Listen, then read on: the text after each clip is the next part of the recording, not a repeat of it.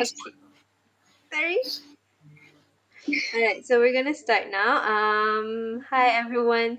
Thank you for joining our reading club this week. We haven't had our reading club for like 2 weeks for some issues. So thank you for joining again. As usual, we're going to go through the house rules first, and then we're just gonna jump right in to the topic. So since today we have like only six participants, so it's just gonna be like a very small.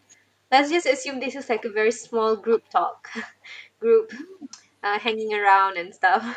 All right, so house rules. So, hi, welcome to Mao Reading Club. Mao, short for Monsters Among Us, is a group of youth that empowers children and survivors of child sexual abuse through a myriad of programs such as advocacy, education, and community involvement, in hope to pave a safer way for childhood. In line with 2020 Sustainable Development Goals of quality education and gender equality, Mao Reading Club is an avenue for all youth in and out of Malaysia to discuss and ponder upon important issues relating to us. Treat this reading club as your safe space because we practice no judgments and prejudice towards anyone out there. For the purpose of ensuring our reading session to run smoothly, while safeguarding everyone's comfort, Mao would truly appreciate it if we can adhere to the house rules below. So the first one is respect. When you are not talking, please mute the microphone by turning it off so that the session will not be interrupted by weird noises. Mao wishes for everyone to please be respectful of others, especially in discussing a certain topic or subject. Please be mindful of others when they are speaking by interjecting politely. We would appreciate it if everyone can join the session by using their names or nicknames so that we can properly address each other. Second, participate and engage. We welcome everyone who wishes to speak up during the session either by asking questions or sharing their inputs. We do not tolerate discrimination and harassment on one's sexual orientation, belief, and preferences. We reserve the rights to remove you from the club. We welcome differences in ideas, opinions, and views because we understand that each and every one of us has different foundations that shape us on how we see things. We also understand if you are not comfortable to speak by using the microphone, so do type it out at the chat box. Everyone deserves to be heard. This is a fun session. No one has to use huge jargons if you do not want to. Third, consent and privacy. This session will be recorded. If any of you feel discomfortable about it, please provide us your feedback. Our YouTube channel will be in the meeting description. Please ask first before you want to record anything from the session for whatever purpose. Some may be a camera shy, which is totally fine and understandable. Please do not quote anything from the session without getting permission from the sayer. It is okay if you wish not to show your face by turning the video off because it is your face, so you get to choose what you want to do with it. Last but not least, enjoy the session to your heart's content. We hope everyone will get something from this session. So for our speaker today, we have Shreya Menon Krishnan. Is that the right way to uh, pronounce Yeah. her name? Okay, and she's 24. She's also a member of Mao. And the topic we have today is abolishing UPSR and education amidst poverty. What say you? So, without wasting any time, I pass this session to Shreya. Hi, everybody. How's it? Okay, I'm very shy. It's like my first reading club session. Yeah. So Hi I'm everyone. hi, Shalin. Okay. So like, if you guys are chill, do you guys want to like introduce yourself, or even if you don't want to introduce yourself, like tell me how like has your week been, and if you can be honest, because like this group is really small, so like just bonding sikit-sikit. Oh, I He's can go been very... first. Okay, okay. Oh, Can you sorry, go first? Myra. Boleh, boleh. Go, go, go, go. My week has been hectic Hectic. because Ashra, I've like, what are already you doing now? I'm doing my degree, so I'm already in my final year. Uh, is it final year? Yeah, kind of. And it's already week 12. So like, and then we started slowly with my FYP. So this week, next week, and the next few weeks is going to be heavy. Oh, So yeah, remember to take I just break. feel like I want to just blurt it out that it has been so busy and packed. Also, I I have can understand. gelang. My family member Oh my got, god! yeah. No, don't look so okay. My family member, like, one of my family member got tested positive, so we just received our swap appointment this morning. So I have to wear this gelang. Oh my god, how did the swab appointment go? It always looks the worst. It was quite painful lah kot, because like dia orang cucuk Yeah. kan. But the surprising thing is the like the system, the flow of the appointment was so good. Like, since we've already daftar and stuff, right? So we didn't even have to queue. We came and That, then we that's not like how? Like on my Sejatera? no, at first my dad have to go to the clinic. He went to the clinic first, and then he told the clinic lah, our family member ada yang positive, and then uh he registered us, and then we had to wait for almost a week sebenarnya. Yes. So sepanjang seminggu tu we have to like quarantine sendiri dekat rumah, and then baru dapat appointment, which is But like frustrating. the swab test is elsewhere lah. It's like in the clinic. It's not at home lah. No, it's not. Mm. Please kill me. Hi Anit, hi Priya. We're just like all catching up because we just started the session and I wanted to start the session by asking everybody how they are. So Ashura was telling us that she has a blue tag and she got the swab test. And then I was like, doesn't that hurt like shit, right? So he was explaining to us the whole process. Yeah. Okay. I passed it to Mahira. Okay, I nak cakap tadi, my week have been last week have been very exhausting, tapi this week macam okay je. Sebab I dah habis final, but I tengah period. So macam, I habis sleep all day macam tu. Break how Period. long? Like Apa?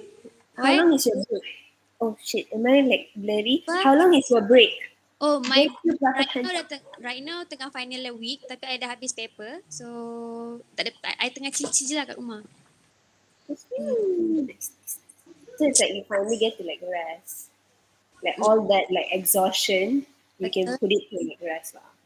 Plus the exhaustion of period jadikan dia more Intense, right? yeah. That's terrible. Yeah. Okay. But like remember to rest too. Like even if like you tengah exams and stuff, I think it's like super. Oh my god, my hair. Tiring, yeah. Yeah. Remember to like relax and rest. Mm. What about the others? If you guys want to type pun boleh. I've trained myself the past week to like multitask sort of. How have you guys' week been?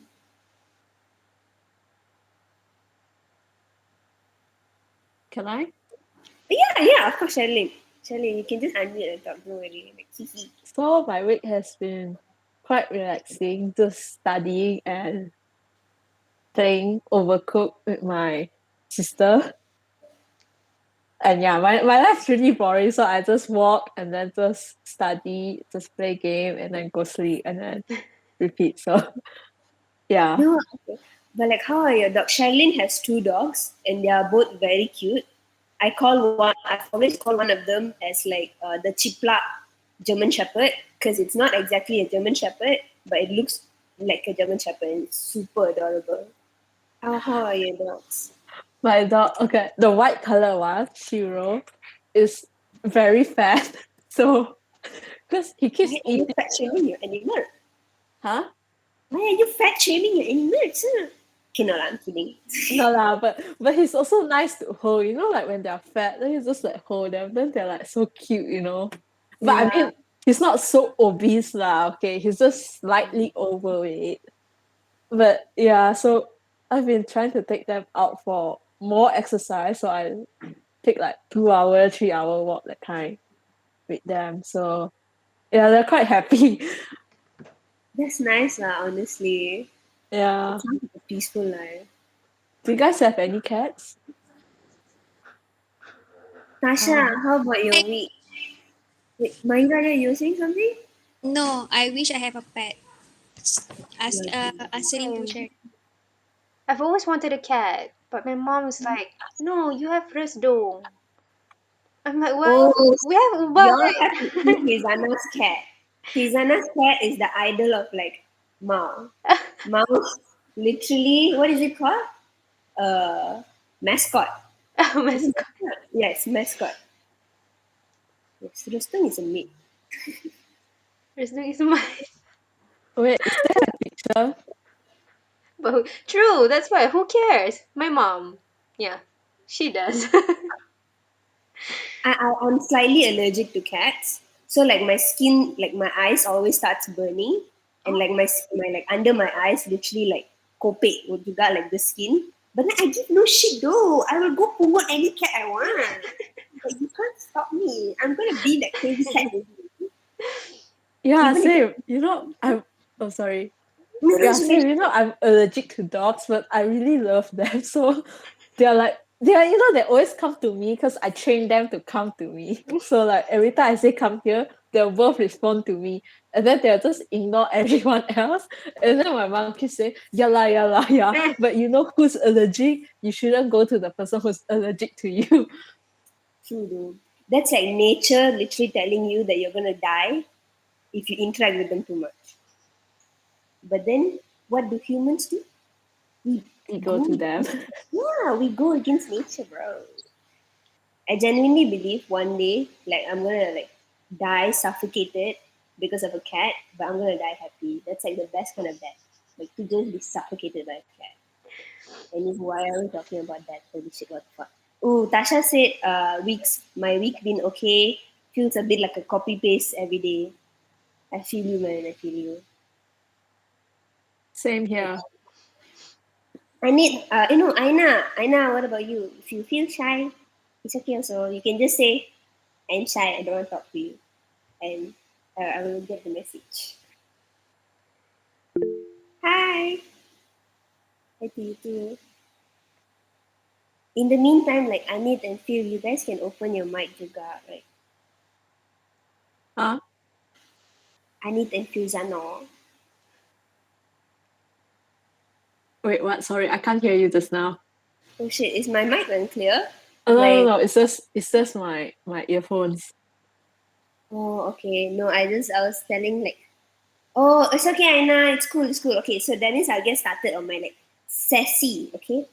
So today I wanted to talk about like the recent decision of like our government to abolish UPSR, and I wanted to ask you guys like what are your thoughts about our government abolishing UPSR, and do you think if it's a more conducive way for kids to learn, or for kids to actually not learn per se, but like to absorb the knowledge that they get during schools? And we will be touching on like educational inequality. So educational inequality means like bila when okay, uh, my personal experience is when I was still in school kan, I was part of like the dalam sekolah kan ada like class rankings. Oh my God, why did I close my book? Yeah, class rankings whereby like the first class is like determined as like the smartest kids in the whole school, and the last class is like those who are not so efficient in their studies or whatever, right? So educational inequality is when the system of education in itself favors those who memang have the opportunity to learn following the system. Like let's just say, okay, right now our current education system emphasizes so much on assessments, meaning like dari kecil until you like 17 years old, meaning literally for 11 to 10 years, 10 to 11 years, your entire life is just based on exams. Your It has come to a point, at least for as much as we know, our self worth is based on that exams. You get compared for your during my time it's called PMR, like UPSR, PMR, and SP. Oh, this background thing is distracting me, but it's okay. I like horses, whatever.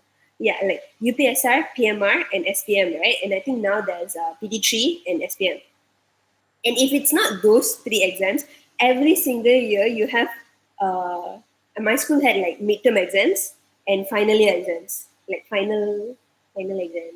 And you akan di-rank kan ikut those exams, right? So if let's just say you were put in the first class or unite, like let's just say you're from like the middle classes and then unite class, people are going to praise you, your parents are going to praise you. In fact, your parents more often than not, they are going to praise about you, talk about you highly to like other people as well. And let's just say you turun down in rankings, people are going to look down on you. And more often than not, like these kids who are in the bottom classes, it's not that they don't want to study. There's a lot of other mitigating factors affecting their educational developments. It could be the fact that, like, more often than not, our system favors the smarter kids. So all those very very good teachers that memang like berkualiti in ajar, they will be placed in those higher classes because they want like the KPIs for the teachers to achieve is there. Like the school pun akan dapat nama bagus, right? Secondly, more often than not, these kids also do not have like the right financial backing juga to go for tuitions, to even like buy study materials. Like while some of us boleh beli like buku reference yang tebal-tebal, for them to even buy like buku nota like plain macam ni, like those brown color books pun susah. And then their accessibility to those educational materials. Like sekarang, okay, like now we move on to that. I'm so sorry if my like thoughts are super like cluttered because I'm excited. But yeah, now more than ever, because of the pandemic and stuff, every way of learning, like every normal way of learning that we know has been scrapped off, right? We completely moved to like just virtual learning. And this is even applicable to us who are studying in like who are currently doing our tertiary education. Like our normal lectures and tutorials and all that, we are so used to like talking to the lecturer or like the lecturer actually directly talking to us and guiding us face to face. We don't have that anymore.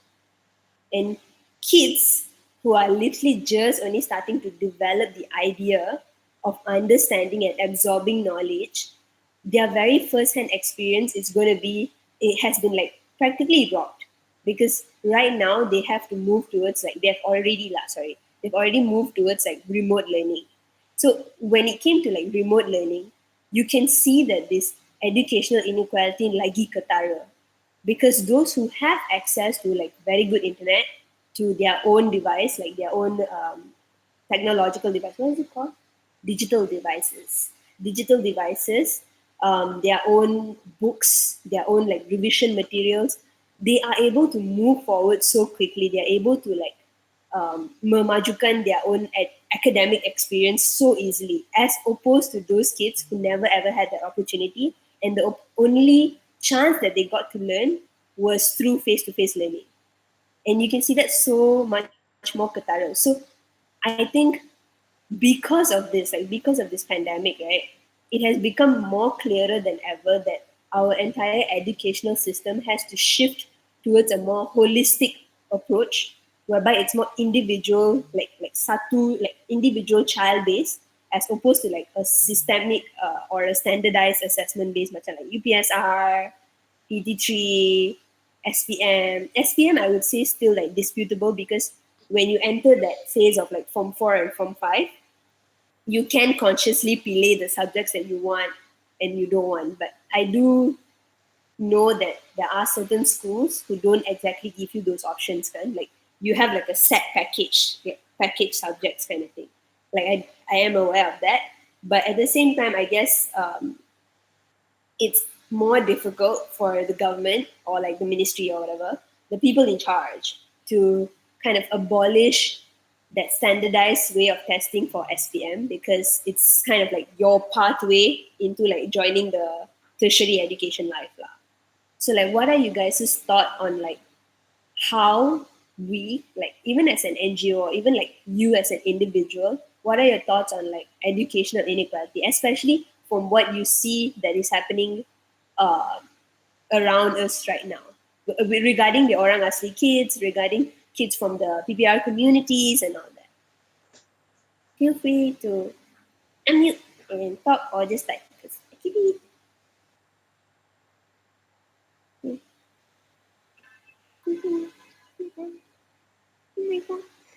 Shreya, sorry, I don't know if I'm misunderstanding something, but you're saying that standardized test is better for them, is it, or something like that? no, I'm saying that Okay. standardized assessments are bad because of this educational inequality that exists. Because with standardized testing, you're not giving these kids from marginalized groups even a chance to like attain knowledge or to even absorb knowledge properly, and you're pretty much setting them up for like a lifetime of failures. Ah, okay. Got it, got it.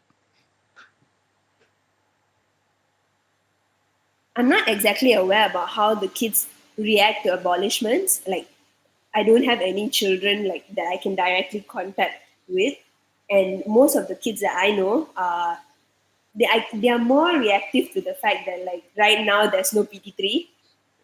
They because they are slightly older kids, so they do feel the fact that like they feel a lot less stressed, because before they announced that PT3, like not they didn't abolish PT3, they just kind of cancelled it for the year, kind, because it's a messy year.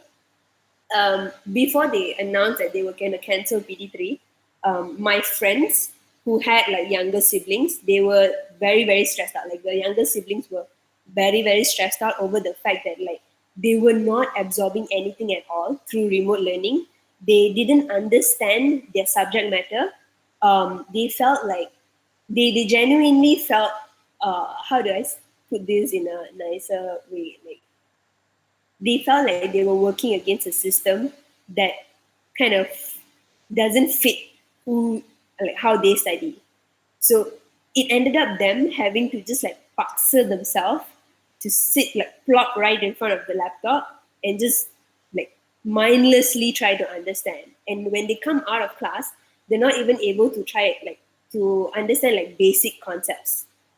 So they were very, very stressed out. So when they canceled PT3 this year, like those friends of like I asked them like, oh, like how did that go and stuff. They said like the siblings do seem more relaxed, but at the same time, it's like a chance for them to kind of like lepas tangan at their own education. So that was the downside of it. Can I Yeah, say? yeah. Yes. Okay. So my brother is Form 3 this year. So yeah, PT3 is cancelled, and I think he's quite happy with it, or at least I think lah. Okay, but my mom is less stressed because my brother is not really quite good in tests, so he's always failing. So at least now this whole pandemic, this whole MCO with the PT3 being cancelled, right? It gave my mom more time to teach my brother, and like for my brother to learn by himself, because now we are like paying for like private tutors for my brother to study his PT3 subjects. So I think that's like a bit helpful, because for my brother he can't go for group classes because he'll definitely on YouTube and then he'll be watching YouTube. He don't know what's going on in group classes. But if it's one to one where you have to on camera and all that, he'll be like, okay, need to focus and all that. Yeah. I completely understand, and I also agree with Frizana very strongly. So if you guys did not see, or like you guys are not exactly like on the window that this reading club is on, let me just read out what Frizana said. To be honest, I don't have an opinion because probably not aware of this is impacting our kids now, how do the kids react to the abolishment? And then secondly, she said, I do know our education system is not agile enough to propose new and better options though. I mean, like their current effort is to abolish, but then what? Itu je what we can do. Abolish, pathetic. We should have pivoted since last April. We are very reactive. That's my preliminary opinion. And I 100% agree with you. But I do realize that every year, what they fail to do is that something that I genuinely feel a bit sensitive about is that more often than not, we always notice like parents blaming not children, parents blaming teachers, kan? Saying that, oh, teachers, you're not doing good enough, you're not doing this, you're not doing that, blah, blah, blah. But what the ministry has felt, oh my God, I'm so scared like this call is just going to be me bashing the ministry or something. But like, anywho, like I think what the system has failed to do is to train teachers to teach kids in a more holistic approach, especially now. So, about just like you said, since last April, we've already had this pandemic for like close to a year and a half now. Like we've been on lockdown for a year plus, and things has not changed, right? And more like from CLP being postponed multiple times to SPM being postponed multiple times, and now like them canceling PT3 and stuff. What the ministry should have done is to start training teachers to approach the education system or like teaching the syllabus that we have in a more holistic way.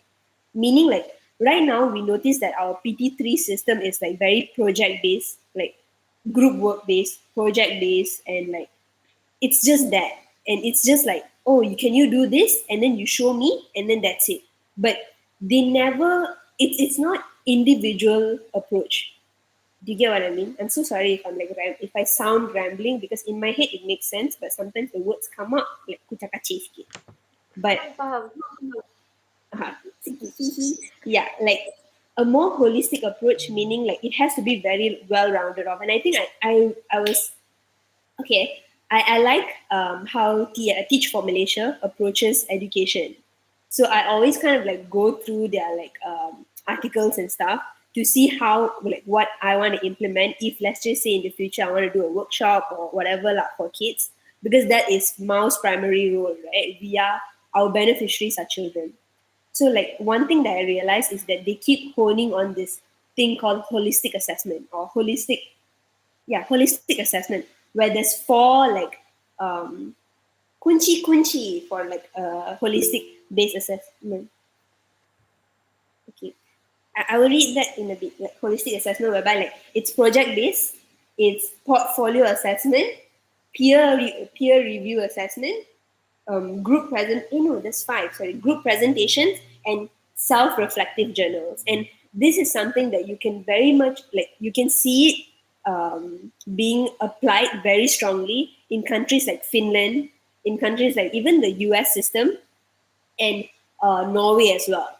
And you can see that this way, the kids in itself, like means like me as a child, Mahira as a child, our approach or our value towards the knowledge that we receive is very different, but it's still appreciated. And that's something that I noticed that the the system, like I guess the ministry, is trying to apply, but they don't know how to do it, and they're not doing it correctly. They're not able to apply it correctly because they realize that they've concentrated way too much. Sorry, they've concentrated way too much and they've put way too much weight on a fully assessment based like education system for like 11 years worth of a child's life, and that's literally useless. Like it hinders opportunities for children. And let me read what Fizana said. I echo Charlene. I think our education ministry need to incorporate our children's attention span when it comes to online learning. What your brother is going through is normal, and to be honest, it's not his fault. Our education ministry need to take into account how our children can adapt best through PDPR. Our focus shouldn't be on the syllabus. What about the process of our children consuming this knowledge? The science behind child development pun kena consider. Yeah, and I completely agree. And that's why I feel like when I was reading about this holistic assessment, right, it takes into account what a child, like what each individual child can absorb as a person. And when each and but the problem with this holistic assessment or this holistic approach is that it's not made for classrooms of like 40 people or even 35 people. It's made for classrooms with less than maybe like 20 people, and that's not the capacity that we have today. So it's so difficult to apply, but at the same time, like, teachers being unable, or like teachers not having the correct resources or the correct training to, I guess you could say, like address all these problems, like attention span problems, each child actually understanding the materials that they receive, each child's capability of actually enjoying the learning process and their developmental process, like educational developmental process. It's so different. Like none of like all these teachers are not even aware of this, and I personally wouldn't blame them because they're put into a system that is set up for, like a very performance based system. If your classroom has the highest number of kids scoring A's, then you get rewarded. And that's what everybody wants. Like, even as a person who works in a company, your KPIs matter. And it's not fair, especially when you take into account a literal child's development. Lah. So, yeah. And exactly, Mahira. Like, I have classes, 3-hour classes um, each day, and for per subject, it's 3 hours. And I can 100% tell you, I don't absorb anything after the first hour. I'm just sitting there and like just basically like staring at my lecturer. But I am a 24-year-old. I cannot even imagine perhaps someone who is like 10-year-old doing that. And I genuinely believe that we can perhaps start paying more attention to kids from marginalized groups because they are the ones who are basically at the detriment of the system. Because the moment you basically say, like, you see that a child is from, I don't know if you guys know this, but like my school had this class called like remove classes, which is like class peralihan, whereby I think they didn't exactly score enough for the UPSR, but the education system kind of still pushes them towards a secondary education. So they have to enter this peralihan class, and then the following year they will join Form 1. So it's kind of like in between year 6 UPSR and Form 1. So a lot of these kids in these classes, more often than not, they can't exactly read properly, they can't write properly, and rather than actually receiving sufficient help to make sure that they enjoy learning, they want to learn how to read, they want to learn how to write, they want to learn about sejarah and all that, they are looked down upon. And they are not looked down upon by just other peers, they are looked down upon by the entire school, by the entire system. So you're setting them up to feel like failures itself. And that's the last thing we ever need to do for someone who's at the like such a young age. Like this is probably 13 or 14 years old. Like, can you imagine, like, just because you didn't receive sufficient education or like the mitigating factors surrounding your educational development is not as good as like someone perhaps from the second class or like the first class, someone looks down on you because you're not able to achieve based on the standardized assessment that everyone just keeps imposing on you, kan? So that is something that we could definitely need to change, lah. And this especially affects kids who are from marginalized group, macam like the orang asli kids, the kids who live in the PPR community and all that. It's about I can't give like a standard statistic, but like because the statistics like is from 2011, so it's kind of old. But a lot of these kids from marginalized group, they end up dropping out of school. They a lot of orang asli children also drop out of school from right after UPSR, and a lot of kids from marginalized communities like Indian kids as well. They drop out of schools lepas SPM, or sometimes they don't even go for their SPM exams. So like lepas Form 4 and they kind of just drop out, and it's because of financial difficulties, because of child marriage, because of neglect from parents, and these are factors that definitely I don't think our education system ever takes into account, right? If they took this into account from the get-go, I don't think UPSR would have even been like an assessment that you need to like have. I don't even think like PD3 is something that is sorry. I don't even think PD3 is something that you need to have because you don't need to constantly have like this dreadful like exam hanging over this kid's head and threaten. Yeah, they even promote child marriage, exactly. Like you don't need all these like exams hanging over their heads telling them that hey, you're not worth it, you're not worth investing on just because you didn't achieve enough grades. It's just unfair because each child's like absorption of knowledge or what they even want to absorb is so different. Like I know for a fact that I never enjoyed uh, learning because of assessments, and I cannot even remember what I studied, and that's the last thing you want because that you teach kids from such a very young age to not appreciate knowledge.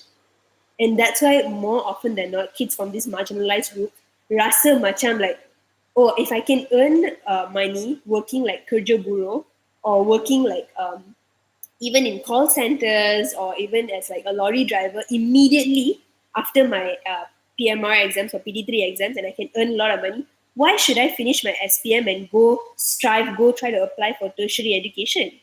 It's just going to be the same thing. People are just still going to look down on me. And it's just still going to be those like ridiculous exams. There's, there will be that mindset. And that's the one thing that we seriously need to change. Okay, I feel like I've been talking for a long time. Like, what are you guys' opinions on this personally? Especially revolving around like, what do you think we can like change slowly, even like within this NGO or like when we do workshops and stuff like that? Like, what do you think we can do to take all these things into account? Charlene said also kids with special needs need to be considered in our education system. Yes. More often than not, that what I've noticed in my town, I come from like it's not exactly a small town now. It's kind of a busy town called Mua.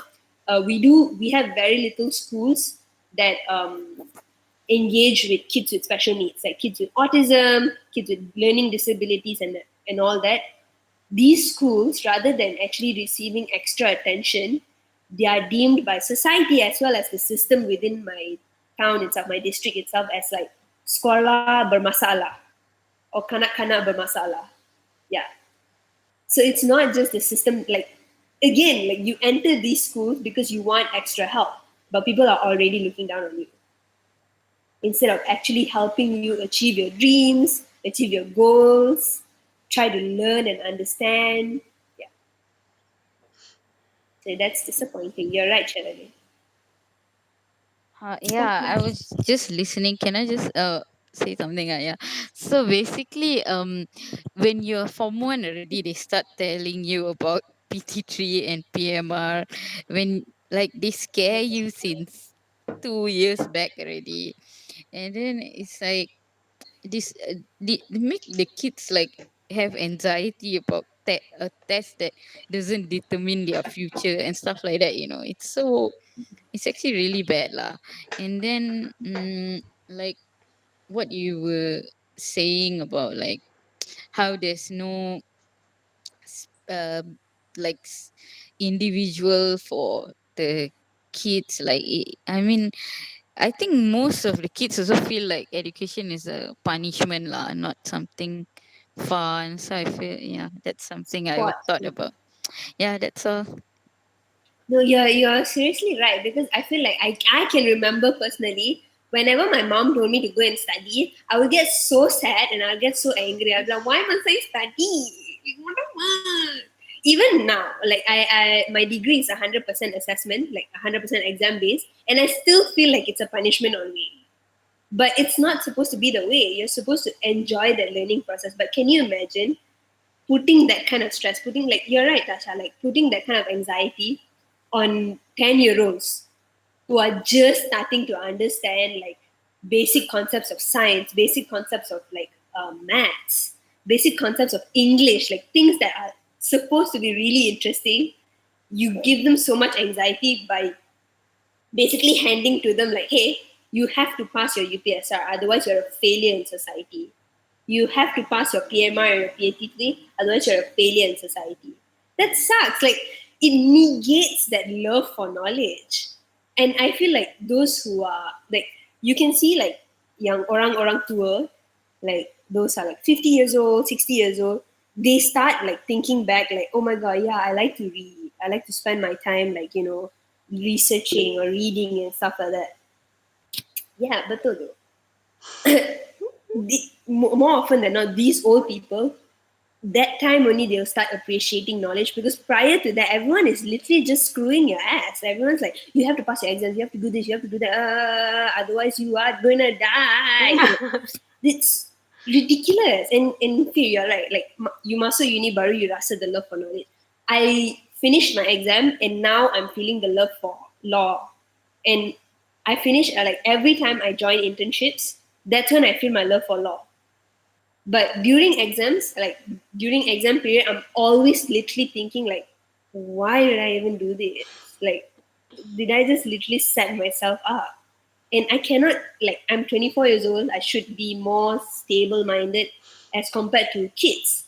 And I think our education ministry or like our education system needs to be completely revamped.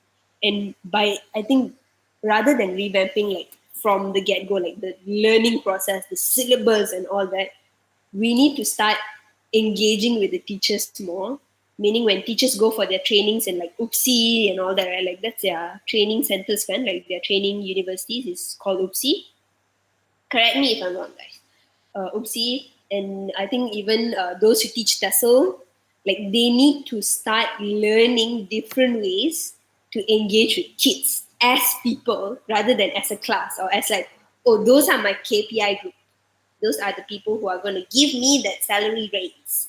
Like push all of that aside and just address kids as individuals. And I know there are a number, like I'm pretty sure there's like a lot of teachers who definitely dedicate their life to teaching kids, and they definitely dedicate like their life to making sure that each child is able to pass, is able to, like get an opportunity, get a chance at like having a good life. I'm not negating that at all, but we need to start training teachers to be able to change the system so that it's not setting kids who don't have other opportunities, or kids with a lot of negative mitigating factors, setting them up for failures basically. I mean, feel free to chime in, guys. I feel like this is going to be a borak session, but then I feel like I'm preaching or like a priest or something. But yeah, like let me know what you guys think. Uh, Yeah. Sorry, sorry, go first. it's okay. You can go first.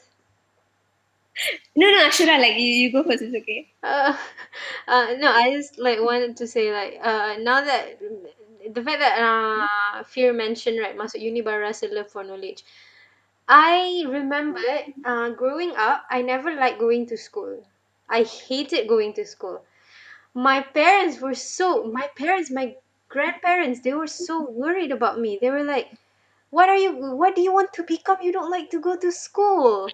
I macam, I don't know. I don't like to go to school. But every time I recall the memories I had in school, like, right, I actually like everything I learned. I took science. I love everything that I learned. But then I hated going to school. I never know why. And then I masuk degree. And then I studied and everything. And then I realized like, oh, I didn't hate school. I just hate the system. I don't like the fact that I have to study because I have to score because I cannot score. Yeah lah, maybe I malas nak revise lah kan, nak do the revision. But I like knowing stuff. We all learn bio and then physics and all that kan, chemistry kan. I had a lot of fun. But we have to do that because we have to score. Betul. We have to remember all these formulas, we have to remember all these keywords just to get points. I don't like do that. I don't, and then masuk degree, I learn the subjects that I actually love. I macam, yes, this is why we all should learn. And then the exam week came and I'm like, no, I don't like this. I'm dropping out. And then that's when I realized that, oh, okay, it's not that I hated learning. I just hated the system that we have to learn because we have to score. And then another thing, Mahira, I wanna point out you have class from 8 a.m. to 10 p.m. Are you okay? I'm like Aduh. concerned. Are you okay? I'm okay, tapi we do have like a break. Uh, But for primary and secondary school, they don't have break. yeah, Like they have true. break only for recess. So yeah. Mm, true. And by the way, like you're not, I a lot more often than not, the concept of revising also needs to change.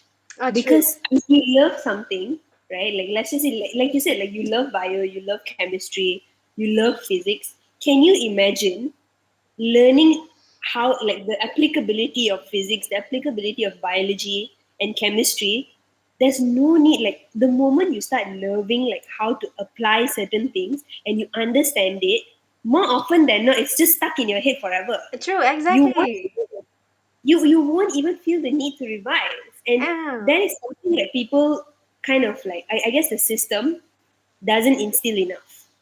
It's like you study to score, and then you, even if you do experiment, you must remember each and every step. You must Yes. memorize and letak the keywords. What's the point of remembering keywords? True. Like, imagine learning biology to learn about how COVID-19 vaccines work, or to learn about like normal weird shit, like learning chemistry about how tea works, how maybe caffeine in coffee helps you, or like maybe it's a detriment to you. I'm pretty sure these things can seem very interesting to certain kids.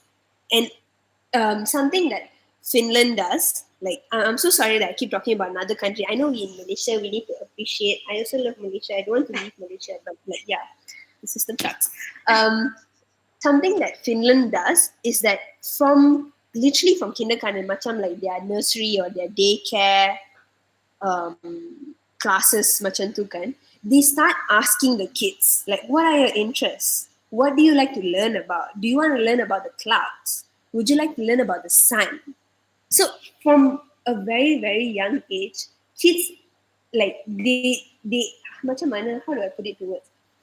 They encourage the curiosity. Yes, they encourage the curiosity, and they encourage kids to discover these things themselves and learn these things themselves, like with the teacher guiding them.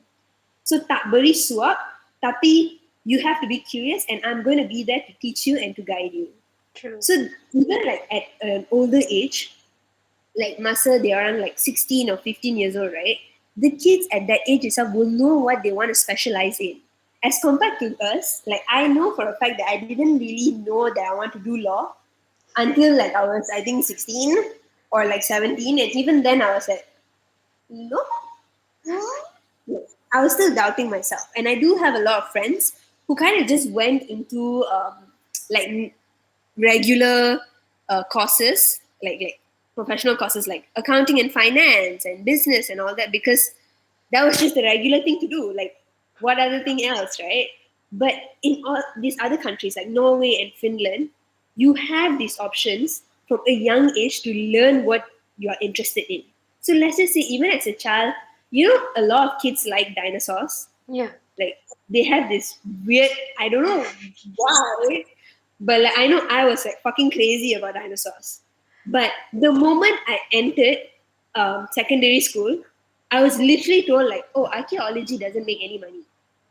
Like, if you study archaeology, you have to go and study elsewhere, overseas. So like, it's not gonna make you any money, and you're not gonna be Indiana Jones. So like, pipe down that dream. True. That's the thing about our system. Apart from like if you're not taking medic, law, account, other than those engineering, if you don't like take these four courses, you're like, are you your future is a little worrying. Like that's the thing. Exactly. That's the thing about the system, it shouldn't be that way. It should be whatever you want to learn, as long as you want to learn and you want to use your knowledge, then that's the thing, I, that's so as an sad. educator, must cater to your curiosity, because I Yes. want you to grow as a person. I want you to grow better as a person. I want you to be more educated as a person. And that's why countries like Finland and Norway, their average workforce are people with specialties. So they're not just average working class people. They're people who have specialties in the fields that they choose. So it's very difficult, I guess you could say, like if you want to join their country to like I guess migrate there and stuff, you need to have like an MBA, you need to have a master's, you need to have a PhD, or you need to be a research student to get that because people there are already smart. Because the system encourages you to study. And it doesn't encourage you to study based on like exams. It encourages you since like a child to just explore what you want to explore. And more often than not, a lot of kids from these lower income groups are fucking brilliant kids. They're kids with curious minds. They're kids who always want to learn, who always try to ask questions. But there's so many factors working against them. So why must we who are a part of like the education system as educators ourselves be one of those things that they have to work against? Why not we help them, like I guess, divert away from that assessment based education and just feed to their curiosity, feed to them, like telling them, like, hey, even if you're from this marginalized group, you can learn biology. You have all the chance to learn chemistry. I'm going to help you learn about maths. If you have struggles reading, I'm going to help you to read, like rather than putting them down. And that's True. something I feel like a lot of the time people forget because we're so performance based. True. Yeah. Yeah, another thing. Oh, okay, wait. And we have to learn for the sake of a solid source of income. Really sucks how this has been drilled in my head since I was young. Yeah, that really sucks as well because unfortunately our economic climate is not made to, like give us opportunities. And it's even more prevalent for kids who are born into families who don't have proper financial backings. They are drilled from a very young age that, hey, my father goes out to work early in the morning and doesn't come back at night. I must do the same. And that's why more often than not, they don't pursue tertiary education. And we are missing so much of like brilliance there itself. Can you imagine if we give kids from lower income communities, from marginalized groups, a chance to actually live their dreams, to achieve their goals? I'm pretty sure most of our task force will be filled with kids who are brilliant, with workforce that have a lot of drive, and it's positive drive rather than like the current capitalistic workforce that we have that's just driven solely on the base like we need to survive today and we True. need to survive tomorrow. And it's like a whole system. It's a, I guess you could say, I'm so sorry if this is like getting recorded and it's like getting really like heavy, but it's a corrupt system that serves the rich to make the richer richer and the poor poorer. True. And it's even more sad because children are like the primary victims of this. Do you They're guys stuck in a toxic cycle. Yeah, mm, sorry. do you guys remember that do you guys know that Dr. Amadina? Oh my god, I love her. I sort of love her. Sometimes she like menggores my hati, like ouch, but then I do love her. Yeah, true. Yeah, because you mentioned like imagine how we give like opportunities to the poorer kids, right? Look at Yes. her. She's like one in 100 students that like luckily she got help waktu Yes. SPM. And then baru kerajaan, I'm sorry, and then baru like everyone was like, oh my god, okay, here's the scholarship for you to go this university, to go that university, to go this, to continue this, to go and then ended up she stayed there. I mean, Yeah. that she It's not her fault. it's not her fault that she decided to stay there because the opportunities are definitely wider there. Yes. But They the allowed proof her is to specialize. They allowed her to be like basically a masters of her own field. And yes, that is something we need to encourage here. Kalau true. tak, of course, everybody will want to leave this country. Exactly. And then Yeah. like like we have a proof dekat situ dah. Yeah. Like if you give the right opportunity, the right sources, enough sources for all these kids, everyone will like flourish in their Exactly. own way and then like ended up helping the country back lah. But Yeah. If you give them a chance to flourish, if you give them a chance out of that toxic life that they have, I'm pretty sure these kids will grab it. yes, even Which like they even will not beat down, yeah. it don't have to be. It doesn't even have to be like only science stream, like the academic streams. You know, even arts, music, the entertainment industry. Even if you give them like the proper sources, every because like there's people out there yang memang born to be to be masters in certain kind of things that they do. So we can't just like force them, oh kalau buat arts you're not gonna go far. Yeah.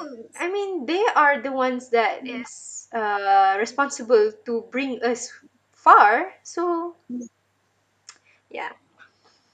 I genuinely feel like the one thing that I really benci tengok, like since, like because my school, oh my god, it's already 10, I'm so sorry. But And like, let me see later. But like, okay, masa dulu in my school, we had three segregations. So we had like science stream, we had accounting stream, and we had art stream.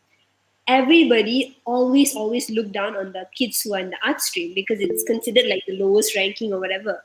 But these kids, when you look at the things that they drew and the music that they created, they were amazing. and exactly.